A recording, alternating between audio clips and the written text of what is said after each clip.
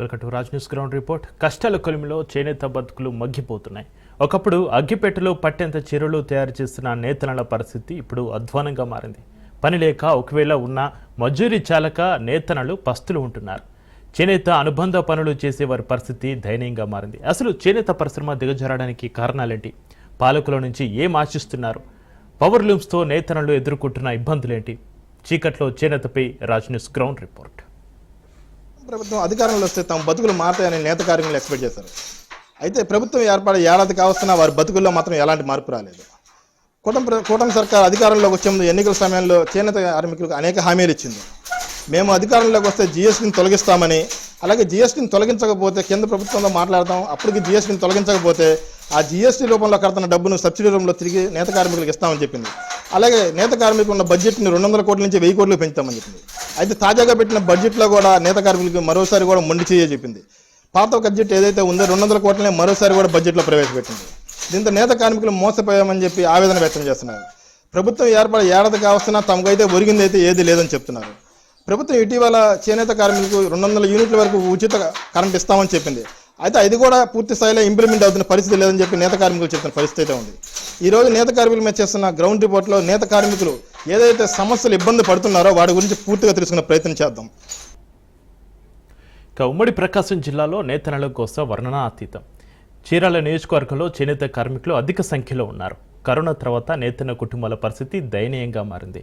ఇంటిల్లి పాది పనిచేస్తున్నా వచ్చే మజ్జూరులు చాలక అవస్థలు పడుతున్నారు. రెక్కాడితే కానీ డొక్కాడం లేదు. ఆర్థిక సమస్యలు, అప్పుల ఊపిలో చిక్కుకుపోతున్నారు. తమకు గుర్తింపు కార్డులు కూడా ఇవ్వడం లేదని వాపోతున్నారు. షెడ్యూల్లో చేనేతని తప్పకుండా చేర్చాలని, అట్టనే 22 రకాల రిజర్వేషన్ చట్టాన్ని అమలు చేయాలని, మాకు సొసైటీలకి 2% 3% వడ్డీ పేరుతోటి లోన్లు ఇవ్వాలి.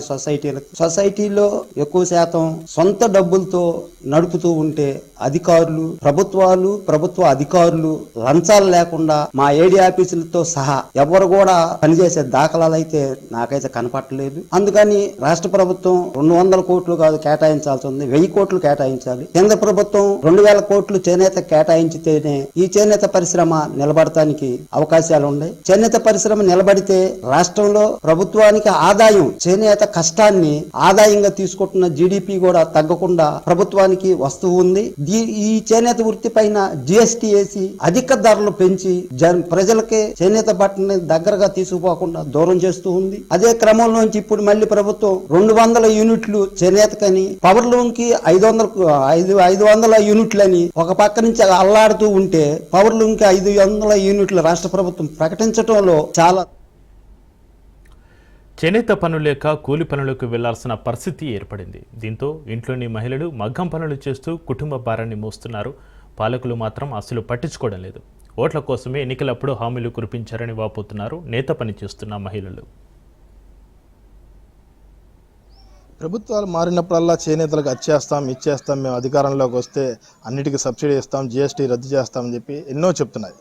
గతంలో 2014లో టీడీపీ కానీ, 2019లో వైసీపీ కానీ, ఇప్పుడున్న ఎన్డీఏ ప్రభుత్వం, కూటమి ప్రభుత్వం అయినా కానీ, కూటమి ప్రభుత్వం మేము అధికారంలోకి వస్తే ఇటు మగ్గం వాళ్ళకి 200 యూనిట్లు ఫ్రీగా ఇస్తామని, అట్లాగే జిఎస్టీని తొలగిస్తాం, అట్లాగే ఇంకా ఎన్నో హామీలు అయితే ఇచ్చిన పరిస్థితి. అయితే ఆచరణలోకి వచ్చేదాకా వాటిలో ఏది మాత్రం జరుగుతున్న పరిస్థితి లేదు. ఇప్పుడు చూసుకుంటే ఈ ప్రాంతంలో చూసుకున్నా కానీ దాదాపుగా 20 నుంచి 30 మంది గతంలో ఇటు మగ్గాలకు కానీ, ఇటు పురుగుల మందు దాకా కానీ, లేకపోతే ఇటు రైల్వే పట్టాల మీద కానీ వాళ్ళ బతుకుని చాలిస్తున్న పరిస్థితి ఉంది. అయితే వీళ్ళ కష్టాలు ప్రభుత్వాలు మారుతున్నా కానీ తీరట్లేదని చెప్పి ఇక్కడ వేవర్స్ ఎవరైతే ఉన్నారో వాళ్ళు చెప్తున్నారు. వీటి గురించి ఇక్కడ ఉన్న వేవర్స్తో మాట్లాడి మరిన్ని తెలుసుకునే ప్రయత్నం చేద్దాం. ఇక్కడ ఈ పనిచేసే వాళ్ళు ఉన్నారు. చెప్పండి అమ్మా, మీరు అసలు మీకున్న మేజర్ ప్రాబ్లమ్స్ ఏంది? నా పేరు నాగసరళ, మాది అమూరిపట్నం. మాకు గతంలో చేనేత గుర్తింపు కార్డులని ఇచ్చేవాళ్ళు. వాటి మీద నూలుకి సబ్సిడీ కానీ, మాకు కూలీలు పెంచడం కానీ అన్నీ ఉండేవి. కానీ ఇప్పుడు మాకు అవేమీ లేకపోవడం వల్ల చాలా ఇబ్బంది పడుతున్నాం మేము. జిఎస్టీ ఒకటి పెట్టారు.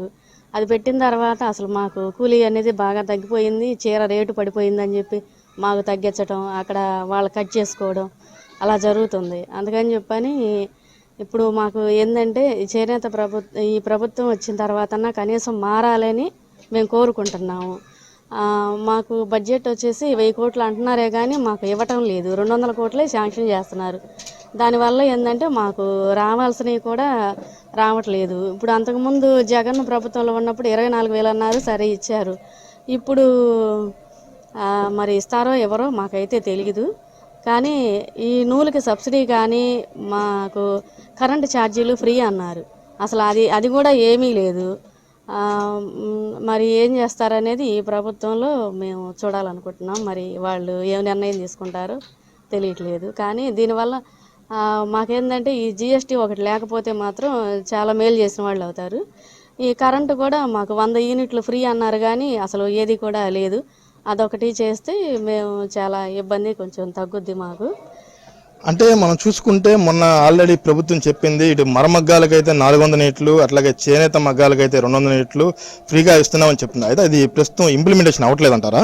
లేదు, అసలు లేదండి. అసలు ఎక్కడా కూడా మాకు ఫ్రీ అనేది లేదు. మేము ప్రతి నెల కరెంటు బిల్లు కడుతున్నాం కదా, ఎక్కడుంది ఫ్రీ? ఇంకా అసలు మాకు ఎక్కడా కూడా ఫ్రీ అనేది లేదు.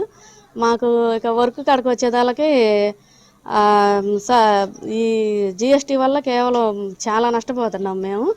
ఇక అందుకని చెప్పని అదొకటి తొలగించి కొంచెం మాకు బాగా పని కల్పిస్తే మేము ఇంకా బాగా చేసుకోగలం. పని కూడా ఇదివరకు లాగా లేదు, ఈ కరోనా కాడి నుంచి బాగా తగ్గిపోయింది. అందుకని చెప్పని ఇది సొసైటీ వల్ల ప్రభుత్వం ఇది కొనుగోలు చేయగలిగితే మాత్రం మా అందరికీ మేలు చేసిన వాళ్ళు అవుతారు. అంటే మీరు చెప్పండి అమ్మా, మీరు ఆల్రెడీ గతంలో చూసుకుంటే నెలలో 26 రోజులన్నా పని దినాలు ఉన్నాయి. అయితే ఈ కరోనా తర్వాత నుంచి పని దినాలు తగ్గిపోతా వస్తున్నాయి. మాస్టర్ వేసి మీకు పని కల్పించలేని పరిస్థితిలో ఉన్నారు. ప్రస్తుతం చూసుకుంటే 14 రోజులు 15 రోజులు కూడా పని దినాలు ఉండడం కష్టంగా ఉందంటున్నారు.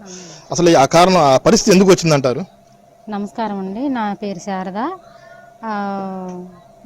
నూలు రేట్లు పెరిగినాయి అని చెప్పి, జిఎస్టీలు పెరిగినాయి అని చెప్పి, ప్రభుత్వం పొట్టు రేట్లు పెంచారని చెప్పి వాటికి పెంచేసి కూలీలు తగ్గించేసి మాకు వచ్చే కూలీలు ఇచ్చే రూపాయి తగ్గించేశారు. సబ్సిడీ నూలు ఇచ్చేవాళ్ళు అవి ఇవ్వట్లేదు. బడ్జెట్లో మాకు చేనేత వాళ్ళకి ఉన్న బడ్జెట్ పెంచుతామన్నారు, అది పెంచలేదు. దాని నిమిత్తంగా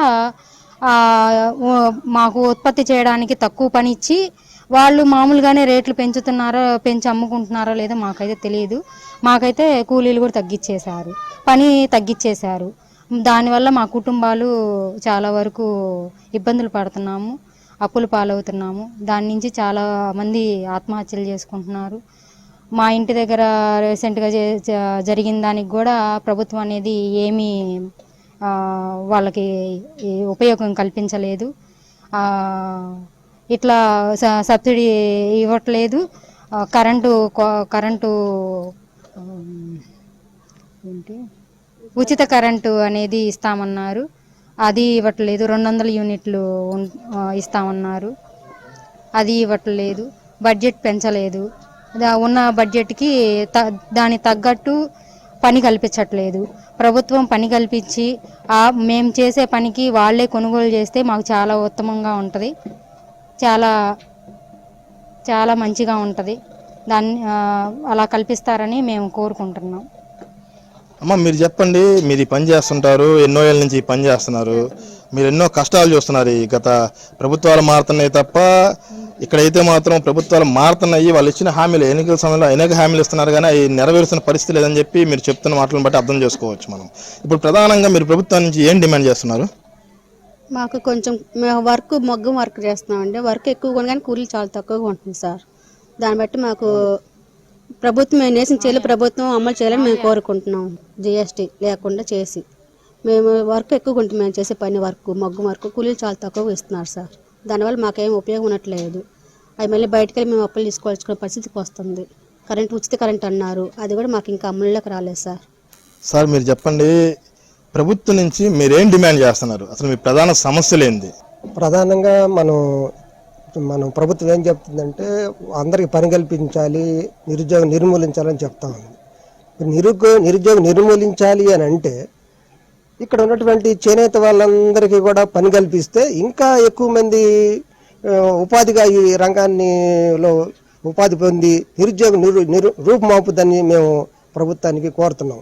ఎట్లానంటే ఇప్పుడు ప్రభుత్వం ఒక 1000 కోట్లు కూడా మన కేటాయించాల. 1000 కోట్లు కేటాయించి ఉంటే మనకి ఈ ఇప్పుడు ఉన్నటువంటి ఆత్మహత్యలు కానీ ఈ పని లేకుండా కూలీలు లేకుండా ఉన్నటువంటి వాళ్ళు కానీ అట్లా ఉండే అవకాశమే లేదు. అట్లాగే మా చీరలన్నీ కూడా రిజర్వేషన్ ఉన్నటువంటి ఐటమ్స్ అన్నీ కూడా పౌర్ణమ్స్ నేస్తున్నాయి. ఆ పౌర్ణమ్స్ నేకుండా ఉంటే మనకి ఎంతో లాభం ఉంది. ఆ విధంగా ప్రభుత్వం చేయాలని మేము కోరుతున్నాము. అట్లాగే మాకు థ్రిఫ్ట్ ఫండ్ ఉదాహరణకి 24,000 ప్రభుత్వం ఇచ్చింది. అదే కానీ థ్రిఫ్ట్ ఫండ్ అమలు చేస్తే మా చేనేత వాళ్ళందరికీ కూడా అందరికీ వస్తుంది. ఆ థ్రిఫ్ట్ ఫండ్ వల్ల 24,000 ఖచ్చితంగా వస్తుంది. ఎట్లా వస్తుంది అంటే మేము ఒక 1,000 రూపాయలు కడితే నెల ప్రభుత్వం 2,000 ఇస్తుంది. అట్లా ఆ విధంగా థ్రిఫ్ట్ ఫండ్ వల్ల దానికి ఎంతో ఉపయోగం ఉంది. అట్లాగే ఈ మనం చేనేత వాళ్ళు అందరినీ కూడా లేబర్ డిపార్ట్మెంట్లో కానీ చేరిస్తే కన్నా లేబర్ డిపార్ట్మెంట్లో ఉన్నటువంటి సంక్షేమ పథకాలు ఉదాహరణకి మనకి నేను కన్నా ఆ పథకంలో చేరితే మా అమ్మాయి పెళ్లి చేస్తే 30,000 వస్తుంది, అంటే 2 అమ్మాయిలకు వస్తుంది. అట్లాగే నా భార్య కాన్పు అయితే కాన్పుకి 30,000 వస్తుంది. అట్లా ఆ విధంగా లేబర్ డిపార్ట్మెంట్లో చేరిస్తే కన్నా ఆ విధంగా ఉపయోగం ఉందని నేను మనస్ఫూర్తిగా కోరుతున్నాను. అట్లాగే ఇంతకుముందు నూలుకు సబ్సిడీ కానీ, పట్టుకు సబ్సిడీ కానీ, లేదా జరీకి సబ్సిడీ కానీ ప్రభుత్వం ఇచ్చేది. అట్లాగే ఈ రంగులు రసాయనాలకు కూడా సబ్సిడీ ఇచ్చేది. ఇవన్నీ ప్రభుత్వం ఇవ్వటం లేదు ఇప్పుడు. అట్లాగే మేము అమ్ముకోవడానికి అంటే ప్రభుత్వం మా చీరలన్నీ లేదా మా చేనేత ఉత్పత్తులన్నీ అమ్ముకోవడానికి కూడా ఎగ్జిబిషన్కి సంబంధించి కొంత అమౌంట్ సబ్సిడీ ఇవ్వడం జరిగేది. అది కూడా ఇప్పుడు ఇవ్వటంలా. ఇవన్నీ కూడా చేయాలి అని అంటే ప్రభుత్వం ఇప్పుడు మేమందరం కూడా ఈ ప్రభుత్వం ఏదో చేస్తుందని అందరం ఓట్లు వేయడం జరిగింది. ఇప్పుడైనా ప్రభుత్వం మాకు ఏదైనా చేయాలని చెప్పి మేము గట్టిగా ప్రభుత్వాన్ని కోరుతున్నాం. అంటే సార్ మనం చూసుకోవచ్చు, ఇటు ప్రభుత్వాలు ఏం జరుగుతుందంటే కేంద్ర ప్రభుత్వం కానీ ఇటు రాష్ట్ర ప్రభుత్వం కానీ డబుల్ ఇంజిన్ సర్కార్, అంటే కేంద్రంలో ఇటు రాష్ట్రంలో ఎన్డీఏ ఉంది. డబుల్ ఇంజిన్ సర్కార్ ఉంటే ఆ పనులు బాగా అవుతాయి, కేంద్రం నుంచి రావాల్సినవి బాగా వస్తాయి, త్వరగా వస్తాయి, ఫండ్ కూడా ఎక్కువగా వస్తుంది అని చెప్తున్నారు. ఈ రకంగా చూసుకుంటే ప్రస్తుతం మన రాష్ట్రంలో ఎన్డీఏ ప్రభుత్వం ఉంది. జీఎస్టీ తొలగించాలన్నది కేంద్రంతో సంబంధం ఉంది. ఈ క్రమంలో ప్రస్తుతం ఎన్డీఏ సర్కార్ రాష్ట్రంలో ఉంది కాబట్టి కేంద్రంతో మాట్లాడి జీఎస్టీ తొలగించే అవకాశం ఉంది. అయితే ఇప్పటి వరకు ఆ దిశగా చర్యలు తీసుకున్న పరిస్థితి ప్రభుత్వం నుంచి కనపడతలేదు. దీని మీద మీరేమంటారు? జీఎస్టీ ఒకవేళ ప్రభుత్వం తొలగించకపోయినా ఆ జీఎస్టీ ఖర్చు మేము భరాయిస్తామని చెప్పి మరి ముఖ్యమంత్రి చంద్రబాబు గారు చెప్పడం జరిగింది. మరి దాని అమలు ఇంతవరకు రాలేదు. అట్లాగే కేంద్రం నుంచి వచ్చే పథకాలు ఏమైనా ఉంటే ఉదాహరణకి మనకి వర్క్షీట్ కడితే 1,20,000 రూపాయలు మనకి వస్తుంది. అలాంటి పథకాలు కానీ లేదు మనకి 4 లక్షలు ఇస్తామన్నారు మన ఇంటికి సంబంధించి. మరి అవన్నీ అమలు చేస్తే కన్నా మాకు ఎంతో ఉపయోగమే. మరోవైపు చూసుకుంటే ఇటు చీరాల్లో వేవర్స్ ఎక్కువ ఉన్నారు కాబట్టి చీరాల్లో చేనేతన పార్కుని నిర్మిస్తామని చెప్పి చెప్పుకొచ్చారు. అయితే ఇప్పటి వరకు అయితే ఆ దిశగా అయితే మాత్రం ఇంతవరకు అడుగులు అయితే పడిన పరిస్థితి లేదు. దీని మీద మీరేం చెప్తారు?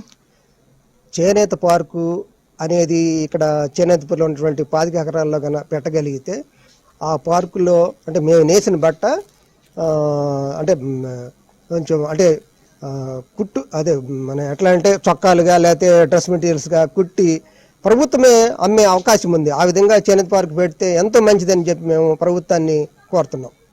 ఇది ఇక్కడ చేనేతలు చెప్తుంది. తాము ప్రభుత్వాలు మారుతున్నాయి తప్ప తమ కష్టాలు అయితే తీరట్లేదు. ఇప్పుడు టీడీపీ ప్రభుత్వం ఎన్నికల సమయంలో ఇచ్చిన హామీల్లో ఇప్పుడు అయితే ఇంతవరకు అయితే ఏది జరగలేదు. అట్లాగే ఆ 200 యూనిట్లు ఏదైతే ఫ్రీగా ఇస్తున్నామని చెప్తున్నారు అది కూడా ఇంప్లిమెంటేషన్ అయితే అయిన పరిస్థితి లేదు అని ఇక్కడ ఎవరైతే వేవర్స్ ఉన్నారో వాళ్ళు చెప్తున్నారు. మరోవైపు చూసుకుంటే చీరాల్లో చేనేతలు ఎక్కువ ఉన్నారు కాబట్టి టెక్స్టైల్ పార్క్ ఇక్కడ ఏర్పాటు చేస్తా ఉన్నారు. అది ఏర్పాటు చేస్తే తమ బతుకులు కూడా మారుతాయని చెప్తున్నారు. మరోవైపు చూసుకుంటే మాస్టర్ వ్యవస్థ దగ్గర నుంచి పని తక్కువగా ఉండటం వల్ల వాళ్ళు ఇవ్వకపోవడానికి కారణం వాళ్ళ దగ్గర ఏదైతే ఇప్పుడు దాకా నేసినవి ఉన్న ఐటమ్స్ ఉన్నాయో అవన్నీ పేరుకుపోవడం వల్ల వాళ్ళు పని ఇవ్వలేకపోతుందని చెప్పి వాళ్ళు చెప్తున్న పరిస్థితి. వాటిని కూడా ఆప్కో ద్వారా కానీ ఇతర మార్గాల ద్వారా కానీ ప్రభుత్వం కొనిపించి ఆ మాస్టర్ వ్యవస్థను కూడా కొంత సక్రమంగా ఉన్న పద్ధతిలో చేస్తే వారి దగ్గర నుంచి వీరికి పని వచ్చే అవకాశం ఉందని చెప్పి వీరు చెప్తున్న పరిస్థితి ఉంది. చేనేత సహకార సంఘాలను కూడా సర్కారు విస్మరిస్తుంది. రాష్ట్ర వ్యాప్తంగా ఉన్న చేనేత సహకార సంఘాలను మూసివేయడాన్ని తప్పుపట్టారు నేతన్నలు. సహకార సంఘాలను ఏర్పాటు చేసి వర్క్ షెడ్లు ఏర్పాటు చేయాలని డిమాండ్ చేస్తున్నారు. ఉన్న ప్రభుత్వం కన్నా ఇప్పుడున్న ప్రభుత్వం కొంచెం మేలు చేస్తుంది అని అనుకున్నాం, కానీ ఇప్పుడు అస్సలు మేలే చేయట్లేదండి. 200 యూనిట్లు కరెంట్ ఇస్తా అని ప్రామిస్ చేశారు, అది కూడా చేయట్లేదు. బడ్జెట్ 1000 కోట్లకు బడ్జెట్ ఇస్తా అని చెప్పి అన్నారు, 200 కోట్లు మాత్రమే ఇచ్చి చేతులు దులిపేసుకున్నారు. సొసైటీలు ఎప్పుడు రన్నింగ్ లో అవుతూ ఉంటే చాలా మందికి ఉపయోగకరంగా ఉంటుంది. సొసైటీలు బాగుండాలి అని కోరుకుంటున్నా. ఇంకొకటి ఏంటి అంటే సొసైటీలు అనేది అసలు ఇప్పుడు ఆప్కో వాళ్ళు తీసుకోవట్లేదు. అందుకని చెప్పేసి సొసైటీలు చాలా వరకు మూలపడిపోయి ఉన్నాయి. వాటిని 24 చట్టం రిజర్వేషన్ ని తీసుకురావాలని అనుకుంటున్నాము, కానీ ఒక్కళ్ళు కూడా చెయ్యి అందించట్లేదు, చేయూతనివ్వట్లేదు మాకు. ఇంకొకటి ఏంటంటే సొసైటీలకి వర్క్ షెడ్ అనేది చాలా ఇంపార్టెంట్. వర్క్ షెడ్ అనేది సొసైటీలో ఉంటే ఏ మనిషి కూడా, ప్రతి ఒక్కరు కూడా సొసైటీలోకి వచ్చి మగ్గం నేసుకొని రోజుకి కనీసం 150-200 అట్లా అన్న సంపాదించుకునేవాళ్ళు. వర్క్ షెడ్ అనేది లేక వాళ్ళు కూలి పనికి చెయ్యలేక ఇంట్లో ఎన్ని బాధలు పడుతున్నారో అనేది ఆ దేవుడికే తెలియాలి. అసలు ఇప్పుడు ఉన్న పరిస్థితుల్లో చేనేత చీరలు కొనడానికి కూడా ఎవ్వరూ ఇష్టపడట్లేదు. ఎందుకు? పవర్ లూమ్ అనేది బాగా అందరికి నోటెడ్ అయిపోయింది. పవర్ లూమ్ అనేది తగ్గిస్తే, ఫస్ట్ పవర్ లూమ్ అనేది ఎందుకు అంటే కరెంటు వల్ల పవర్ లూమ్ అనేది ఎక్కువ వస్తుంది. మాకు 200 యూనిట్లు కరెంటు వద్దు. పవర్ లూమ్ ని ఇంప్రూవ్మెంట్ చేసిన విధంగా కరెంటు సప్లై చేయొద్దు, మీరు యూనిట్లు ఇవ్వద్దు మాకు. దానికన్నా సొసైటీల్ని బాగు చేయండి. సొసైటీల్ని బాగు చేస్తే మాకు రోజు ఒక ముద్ద తినడానికి అవకాశం ఉంటుంది. ఇప్పుడు పరిశ్రమ వచ్చేసి చాలా ఇబ్బందులనే ఉంది.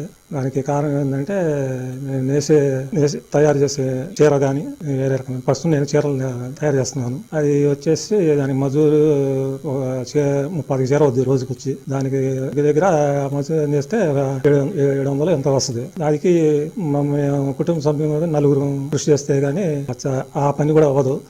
దీనికి తోడి మేము చేసే పనికి మేము మాస్టర్ దగ్గర నేస్తుంటాము. ఇక్కడ ఏంటంటే సరుకు అమ్ముడు పోక కొంచెం వాళ్ళు కూడా దానికి ఇట్లా పరిస్థితి బాగోట్లేదు. దాన్ని బట్టి మేము తయారు చేసినా కూడా మాకు కుటుంబం గడవడం కొంచెం కష్టంగానే ఉంటుంది. మాకు ఈ పడుగుల పని చేస్తున్నామే కానీ మాకు సరైన గుర్తింపు అనేది లేదు. ప్లస్ అది కాకుండా మాకు ఈ పందిర్లు ఇవన్నీ వేసుకోవాలంటే కనీసం 1,00,000 రూపాయల దాకా అవుతుంది. ఒక్కో పందిరికి 50,000 మినిమం. అక్కడ నుంచి ఈ పొడుగు చేసి మేము కష్టపడిన తర్వాత మగ్గం మీదకి వెళ్ళిన తర్వాత చీర బయటకు వస్తుంది.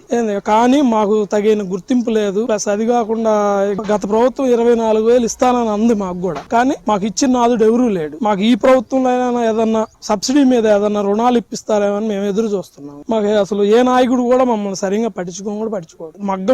మగ్గాలు నేసే వాళ్ళకు ఉన్న వాల్యూ అడుగుల వాళ్ళకి లేని కూడా లేకుండా పోయింది. సబ్సిడీ మీద ఏదన్నా లోన్లు ఇప్పించి మేము సొంతగా ఏదన్నా చేసుకునే దానికి, మాకు ఈ సాల్పులు వేసుకునే దానికి కూడా ఒక్కో దానికి 50,000 దాకా పడుతుంది మినిమం. ఆ 52 సాల్పులు వేయాలంటే 1,00,000 రూపాయలు అవుతుంది మినిమం. దానికి సబ్సిడీ ఇచ్చి మాకు ఏదన్నా ఇప్పుడు సంవత్సరం ఈ పందిరికి మేము 1,00,000 రూపాయలు పెట్టాలంటే మేము పెట్టలేని పరిస్థితి మాది. చాలా క్రిటికల్ గా ఉంది మా పరిస్థితి. నూనె గాని ఈ బియ్యం గాని ఇవన్నీ మెటీరియల్స్ తయారు చేసుకొని మేము చేసుకోవటానికి ఇప్పుడు ఆయిల్ రేటు 300 రూపాయల పైనే ఉంది కేజీ. ఒక్కో పొడికి మేము కనీసం 100 గ్రాములన్నా వేయాలి. ఆ 100 గ్రాముల నూనె వేయాలంటే ఎంత ఖరీదు అవుతుందో మీరు చూడండి ఒకసారి. కొద్దిగా మమ్మల్ని ప్రభుత్వ దృష్టికి తీసుకెళ్లి ఏదైనా రుణాలు ఇచ్చి మమ్మల్ని ఆదుకోవాలని చెప్పని ఈ ప్రభుత్వాన్ని మేము కోరుకుంటున్నాము. చేనేతలకు ఇస్తానన్న 50 సంవత్సరాలకు పింఛను అమలు జరగట్లేదండి. అదొకటి. మాకు ఈ పొడుగులు పని చేసేటప్పుడు ఈ షెడ్లు ఇవన్నీ వేసుకోవాలంటే కొంచెం కాస్ట్ ఎక్కువైపోతుంది. ఒక్కో షెడ్కి వచ్చి 50,000 రూపాయల చొప్పున అవుతూ ఉంటుంది. అది ఒక సంవత్సరం మనకైతే మళ్ళీ దెబ్బతింటాయి, మళ్ళీ మార్చుకుంటూ ఉండాలి. అలాగే చేనేత కార్మికులకు ఇచ్చినటువంటి చేనేత గుర్తింపు కార్డు ఈ పొడుగులు పని చేసే వాళ్ళకి కూడా గతంలో ఇస్తామని నాయకులు ఇక్కడ చెప్పారు, కానీ అమలు జరగలేదు. ఇటువంటి అన్ని కరెంటు సబ్సిడీ 200 యూనిట్లు ఇస్తామని చెప్పారు, అది అమలు జరగట్లేదు. ఏయో చాలా కానుకలు ఇస్తామని కూడా చేనేతలకు చెప్పారు, కానీ ఏది అమలు జరగట్లేదు. గత గవర్నమెంట్లో కూడా చెప్పారు, కానీ కొన్ని అమలు చేశారు, కానీ వాళ్ళు కూడా సరైన విధానం చేయలేకపోయారు. ఈయన ఏదో ఇంకా బాగా చేస్తాను అని ఈయన చెప్పేదానికి ఇటువైపు మళ్ళీ 1% కూడా ఇటువైపే వేస్తాం జరిగింది. కానీ ఇంత బయటికి సంవత్సరం దాటినా కానీ పట్టించుకునే నాదుడే లేకుండా పోయాడు. రాష్ట్ర వ్యాప్తంగా లక్షల మందికి ఉపాధి కల్పిస్తున్న చేనేత పరిశ్రమపై పాలకులు చిన్నచూపు చూస్తున్నారని నేతన్నలు వాపోతున్నారు. చేనేత ఉత్పత్తుల విక్రయానికి ప్రభుత్వమే మార్గాలు అన్వేషిస్తే బాగుంటుందని కోరుకుంటున్నారు. వ్యవసాయం తర్వాత అంతర్స్థాయిలో ఉపాధి కల్పిస్తున్న పరిశ్రమ చేనేత పరిశ్రమ చెప్పవచ్చు. అయితే అలాంటి చేనేత పరిశ్రమకి రాష్ట్ర ప్రభుత్వం, గత ప్రభుత్వం కానీ ఇప్పుడు ప్రభుత్వం కానీ ఈ చేనేత నేతన్న నేస్తం అంటే ఇలాంటి కొత్త కొన్ని పథకాలు అయితే ప్రవేశపెట్టి సంవత్సరానికి 24,000 అట్లా ఇస్తున్న పరిస్థితి ఉంది. వాస్తవానికి చూసుకుంటే చేనేత పరిస్థితి ఈ రకంగా దిగజారిపోవడానికి ప్రభుత్వాలకు కారణంగా కనబడుతుంది. ఈ నేస్తం లాంటి పథకాలు ఇచ్చే బదులు మాస్టర్ల వివరాల ద్వారా వీళ్ళకి ఉపాధి కల్పించి పని కల్పించే పరిస్థితి ఇప్పటి వరకు ప్రభుత్వాలు దృష్టి పెట్టలేదు. ఇప్పటి వరకు మాస్టర్ల వివర దగ్గర ఈ ఈ తయారు చేసిన చేనేత వస్త్రాలకు సంబంధించిన ఏవైతే ఉన్నాయో అవి పేరుకుపోయిన పరిస్థితి ఉంది. వాటిని ఆప్కో ద్వారా ఇటు ప్రభుత్వం కొనుగోలు చేయడం కానీ లేకపోతే ఇతర మార్గాల ద్వారా ఈ కొనుగోలు కేంద్రాలు, విక్రయ కేంద్రాలు ఏర్పాటు చేసి ఆ ఉన్న ఏదైతే మాస్టర్ వేవుల దగ్గర పేరుకుపోయి ఉన్నాయో వాటి అమ్మకాలు చేపట్టుంటే ఇప్పుడు ప్రస్తుతం ఈ చేనేత కార్మికులకు వాళ్ళ డైలీ నిత్యం పనుండే పరిస్థితి ఉండేది. నూలుతో పాటు ముడి పదార్థాలపై సబ్సిడీ ఇవ్వాలని కోరుతున్నారు చేనేత కార్మికులు. అలాగే అప్పుల బాధతో ఉరివేసుకున్న నేతల కుటుంబాలని ఆదుకోవాలంటున్నారు. మరణించిన చేనేత కుటుంబానికి 5 లక్షల ఎక్స్గ్రేషియా ప్రకటించాలని డిమాండ్ చేస్తున్నారు. ఎన్నికల వేళ ఇచ్చిన హామీలు తక్షణమే అమలు చేయాలని ప్రభుత్వానికి విజ్ఞప్తి చేస్తున్నారు. చీర తయారవ్వాలంటే ముందు ఆశ అవ్వాలి. అక్కడి నుంచి డయ్యింగ్కి వెళ్ళాలి. అక్కడ రంగులు తయారైన తర్వాత మళ్ళీ పొడుగులు చేసేవా దగ్గర, అక్కడ పొడుగులు చేసిన తర్వాత అవి ఇలా తయారవుతాయి. ఇక్కడి నుంచి మగ్గం మీదకి వెళ్ళి చీర రూపంలో బయటకు వస్తాయి. అయితే ఇన్ని జరగాలంటే దానికి సంబంధించి కొంత ప్రాసెస్ నడుస్తుంది. అయితే ఈ చేనేతకు సంబంధించి దాని ఉపవృత్తులు ఎవరైతే ఉన్నారో వారిని అయితే ప్రభుత్వం నేతన్నలకు ఇస్తున్న గౌరవం వారికి అయితే ఇస్తున్న పరిస్థితి లేదు. నేతన్నలకి గుర్తింపు కార్డులు అయితే ఇస్తారు. అట్లాగే ఈ పొడుగులు చేసేవారు కానీ, ఆసులు చేసేవారు కానీ తమకు కూడా గుర్తింపు కార్డులు కావాలని వాళ్ళు ఇప్పటి నుంచో డిమాండ్ చేస్తున్నారు. ప్రభుత్వాలు ఇస్తామని చెప్తున్నప్పటికీ ఇప్పటి వరకు అయితే అమల్లోకి వచ్చిన పరిస్థితి లేదు. మరోవైపు వీటి నూలు గానీ వీటి ధరలు అధికంగా పెరిగిపోవడంతో వస్త్రాల రేట్లు కూడా పెరిగిపోతాయి. దీంతో కొనుగోలు శక్తి తగ్గిపోతుంది జనాల దగ్గర. దీంతో కొనుగోలు కూడా చాలా వరకు తగ్గిపోయి మాస్టర్ల వివరాల దగ్గర నుండి ఈ ఎవరైతే చేనేత కార్మికులు ఉన్నారో వాళ్ళకి పని తగ్గిపోతుంది. గతంలో నెల రోజు 26 రోజులు పని ఉన్నప్పటికీ ప్రస్తుతం 12-13 రోజులకి అది చేరింది. దీంతో ఆ ఇంట్లో పూడగలవక అనేక మంది అంటే వేల మంది ఉపాధి మీద ఆధారపడి పనిచేస్తున్న వల్ల సగానికి సగం మంది ప్రస్తుతం బయట కూలి పనులు, భవన నిర్మాణ పనులు కానీ లేదా ఇతర కూలి పనులకు వెళ్లాల్సిన పరిస్థితి. ప్రభుత్వం మరోవైపు వీటి రసాయనాలకి సబ్సిడీ ఇస్తుందని చెప్తాను తప్ప ఇంతవరకు అయితే ఆచరణలో అయితే అది కనపడతలేదు. మరోవైపు జీఎస్టీ అదనంగా పడుతుంది. జీఎస్టీని గత కూటమి ప్రభుత్వం అధికారంలోకి వచ్చే ముందు మేము అధికారంలోకి వస్తే జీఎస్టీని తొలగిస్తాం కేంద్రంతో మాట్లాడని చెప్పింది. అదే జీఎస్టీ తొలగించకపోయినా పర్లేదు, ఆ జీఎస్టీ కట్టిన డబ్బులు మళ్ళీ సబ్సిడీ రూపంలో తిరిగి ఇవ్వాలని చెప్పి చేనేతలు అయితే కోరుతున్న పరిస్థితి. మరోవైపు చూసుకుంటే రాష్ట్ర వ్యాప్తంగా సహకార సంఘాలు గతంలో ఉండేవి. వాటి ద్వారా కొంతవరకు ఈ నేతన్నలకి కొంత పని కలిగేది. అయితే ప్రస్తుతం వాటిని కూడా రాష్ట్ర ప్రభుత్వం నిర్వీర్యం చేసిందని చెప్పవచ్చు. ప్రస్తుతం ఎక్కడ ఈ సహకార సంఘాలు కూడా లేని పరిస్థితి. దీంతో ఈ చేనేత కార్మికులకి పని కూడా తగ్గిపోయిన పరిస్థితి ఉంది. ఇప్పటికైనా ప్రభుత్వం చేనేత కార్మికుల సమస్యల మీద దృష్టి సారించాలి. నేతన్నలు ఏదైతే అడుగుతున్నారో వారి డిమాండ్లని నెరవేర్చే దిశగా అడుగులు వేయాలి. సహకార సంఘాలు తిరిగి పునరుద్ధరించి మళ్ళీ నేతన్నలకి పని ఎక్కువ కలిగించే విధంగా వాళ్ళకి నెలలో కనీసం 25 రోజులైనా పని ఉండే విధంగా చూడాలని చెప్పి నేతలను కోరుతున్న పరిస్థితి ఉంది. కెమెరామెన్ చంద్రుతో సురేష్, రాజ్ న్యూస్.